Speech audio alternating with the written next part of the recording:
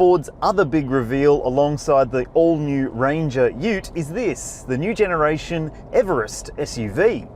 It follows the path laid out by that new generation Ute with advanced technologies and more equipment on offer, plus the inclusion of a V6 diesel engine on some grades, including the one I'm driving right now. And in this review, I'll be covering off, obviously, a fair bit about that engine, plus the other 4-cylinder engine as well, fuel consumption, practicality, and plenty more. So stick around, there's a lot to cover, and if you want to read all about it, you can go to my detailed written review at the CarsGuide website. The link is in the description below.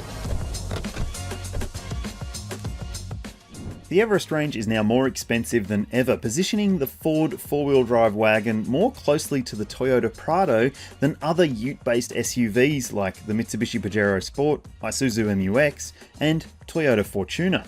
4 trim grades are available as per the last model, but prices are up across the board and you'll need to spend quite a bit more if you want that big V6. Opening the range is the entry-level Ambiente, which starts at just under 53 grand for the rear-wheel drive model and adds 5 grand for the 4-wheel drive. Remember, you also have to pay extra for 7 seats in this grade.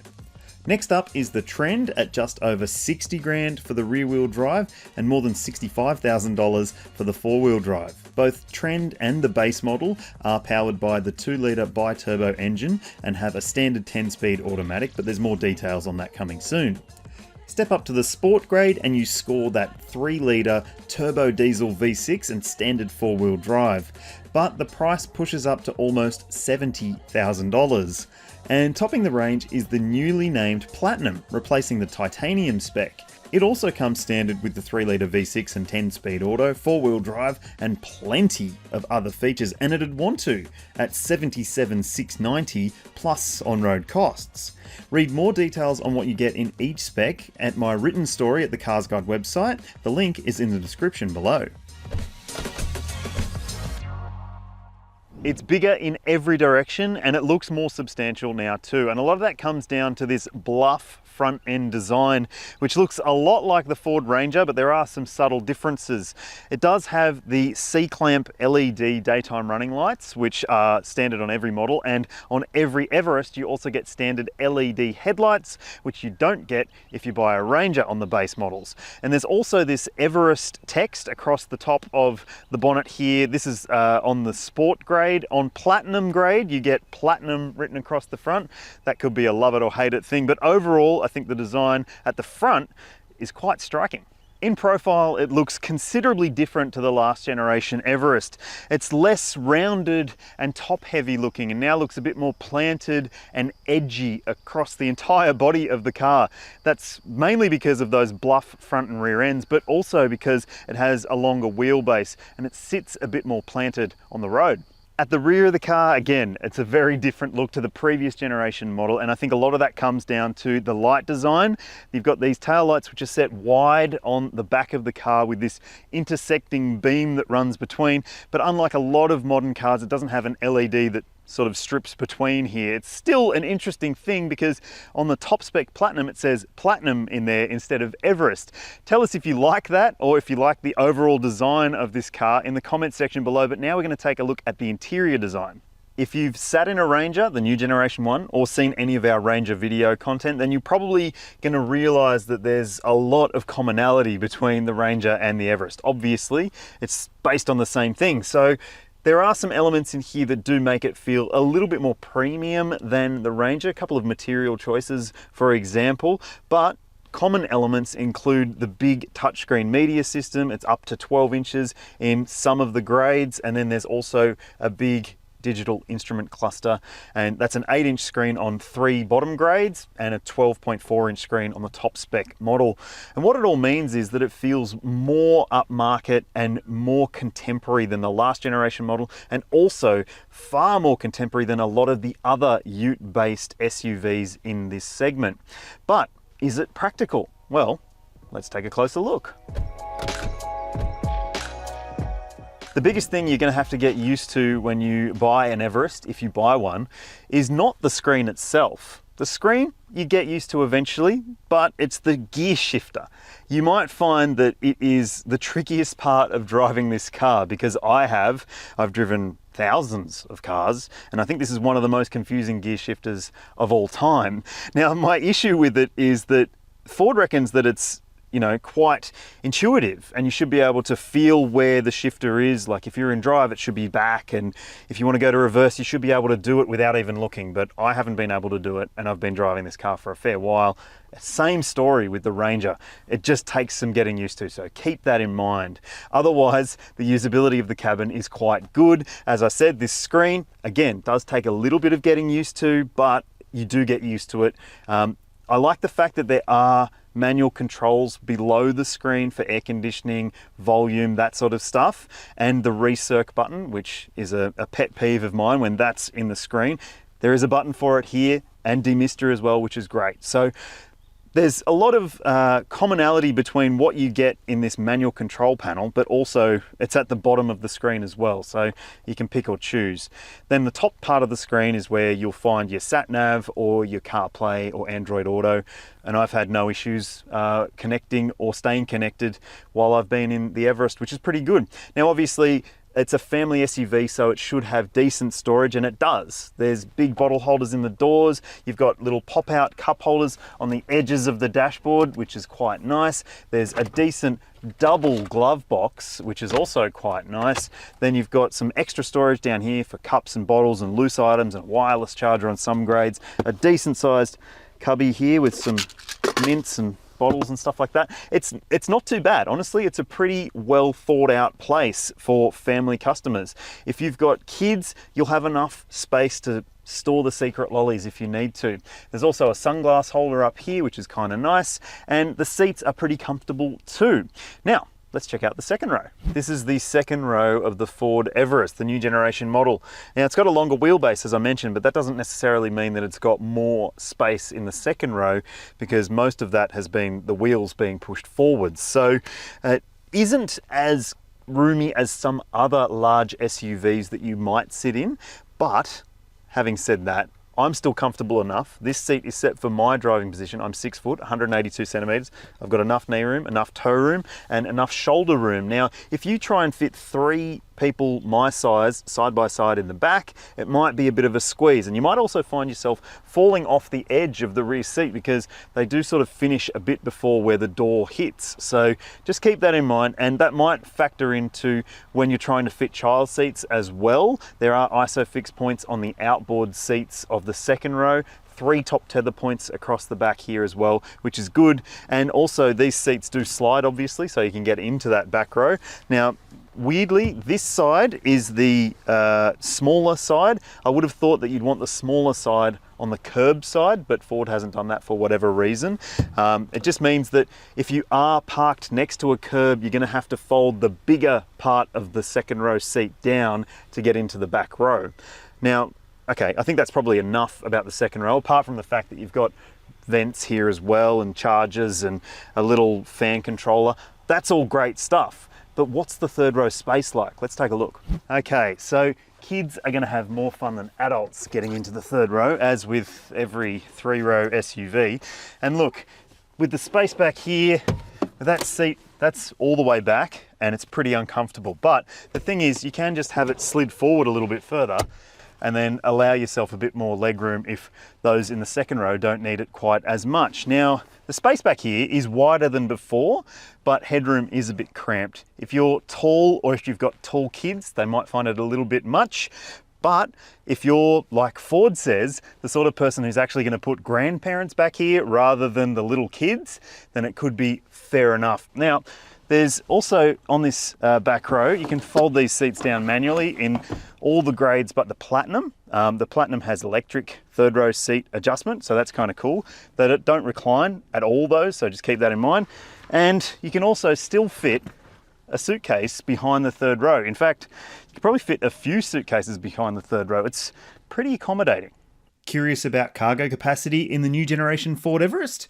Well, there's 259 litres of boot space with those third row seats up, and if you fold those down with 5-seat mode, you've got 898 litres according to Ford. Fold all the seats down in the back and you end up with more than double that. So, plenty of space. As with the Ranger, the big news is the big new engine, 3-litre turbo diesel V6. It's new to the Everest, obviously, and it sets a bit of a benchmark in this segment when it comes to power and torque. And you can see those figures on your screen now. When it comes to the transmission choices, there's only one available for the V6. It's a 10-speed automatic transmission, and it comes with 4-wheel drive, but it's what Ford calls permanent 4-wheel drive, but it's only permanent sometimes, if that makes any sense. There's a 4-wheel drive auto mode that basically allows you to drive on the road in 4-wheel drive, and the car will determine where it needs to send the torque, to the front, to the rear, or wherever it needs to be. So it's pretty clever. But what about the 4-cylinder? Now, if you can't justify the extra money, the 4-cylinder bi-turbo diesel engine remains a really strong option in terms of power and torque, outperforming plenty of its rivals. It also has a 10-speed auto, but with the choice of rear-wheel drive or 4-wheel drive with low range. Both the 2-litre and 3-litre V6 versions have the same towing capacity, 750 kilos for unbraked trailers and up to 3.5 tonnes for a brake trailer. Sadly, no towing test in this review, but we do have a fair bit of stuff to talk about when it comes to how this thing drives. So let's hit it. It's a new generation Everest, so what's it like to drive? Well, if you've driven the last generation model, it's not going to feel like a huge leap from that. Sure, it is more refined in a lot of ways, and a lot more refined than plenty of its ute-based SUV competitors, like a Toyota Fortuner, for example, is never going to be anywhere near as comfortable as this. But is it a step in the right direction? You bet. It's comfortable, it's capable, and it feels quite livable. Now, obviously, this is only a launch drive. I haven't spent much time around town in it. I did do some urban driving a little bit earlier, including speed humps and the like, and it felt pretty damn good, I've got to be honest. The suspension setup, which seems to be really quite comfortable in most situations, but also it feels a lot more sure-footed than the last generation version.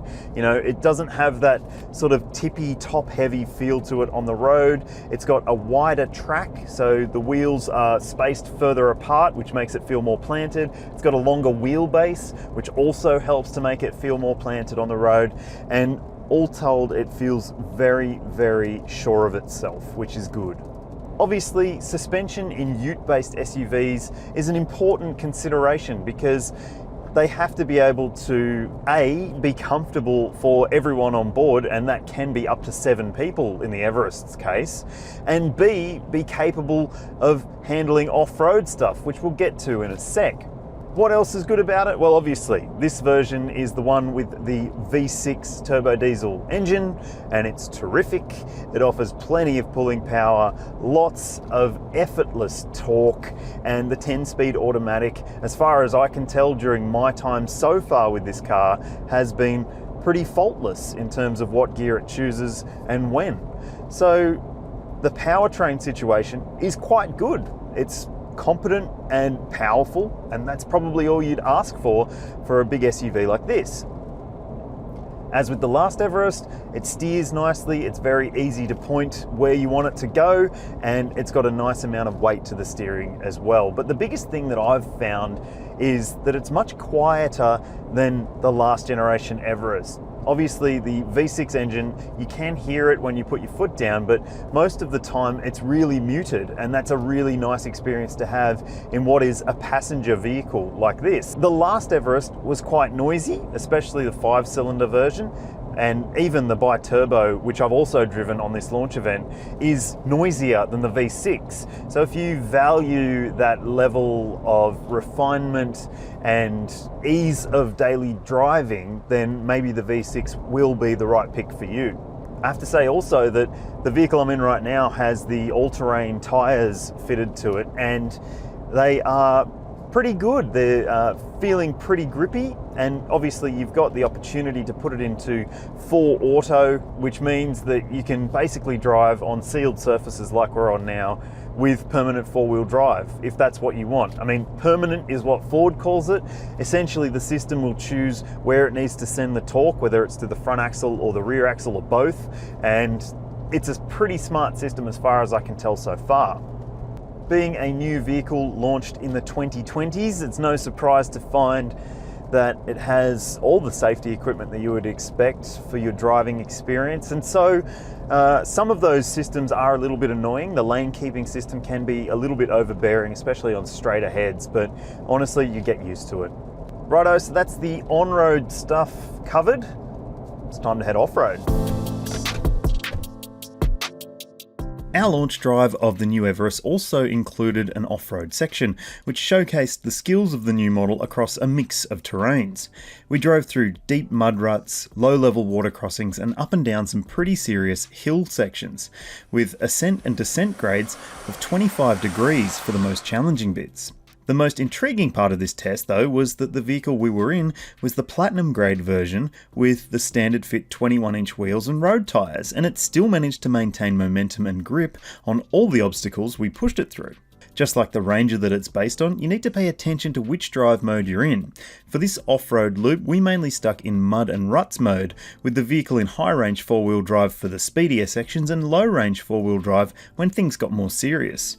We had a few moments where the underbody scraped, and one of the deeper dips claimed a bumper or two as well, but the capability of this big four-wheel drive wagon impressed. Just like the old Everest, the new one is a damn good 4x4, and we look forward to spending a bit more time in it off-road.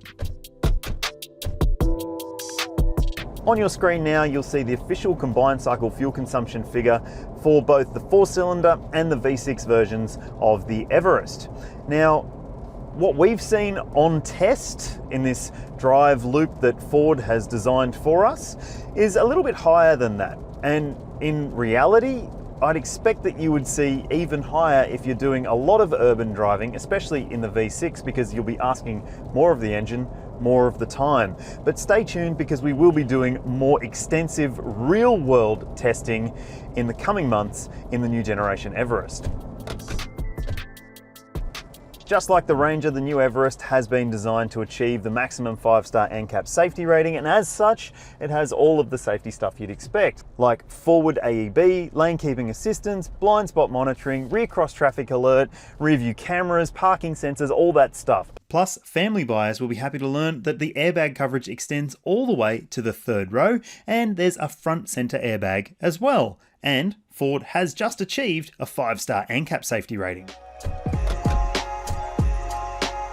Ford backs the Everest with a 5-year unlimited kilometre warranty, which is okay, but not at the benchmark level for this type of vehicle. If you want better, consider the Isuzu MU-X with 6 years warranty, a SsangYong Rexton with 7 years of warranty, or the Mitsubishi Pajero Sport, which is offered with a conditional 10-year warranty as long as you service with the brand. Servicing is par for the course at 12 months or 15,000 Ks for the intervals, and the service pricing for the first 4 years is capped at $329, which is a pretty good deal, at least for those first 4 years. So there you have it, the new generation Ford Everest. It's better than the last one, and it was already still pretty good. So it seems to set a new benchmark in this ute-based SUV or four-wheel drive segment. But what do you think? Would you choose the Everest or one of its competitors? Or would you just choose a Ranger ute? Let us know your thoughts in the comments section below. And also, if you're still watching, make sure you stay tuned to our channel, because we'll have more Everest content coming, including probably some comparison tests, off-road testing, a towing test. So yeah, there's still a bit more to talk about when it comes to this new Ford 4x4. And if you want to know my score, that's coming now. Thanks for watching.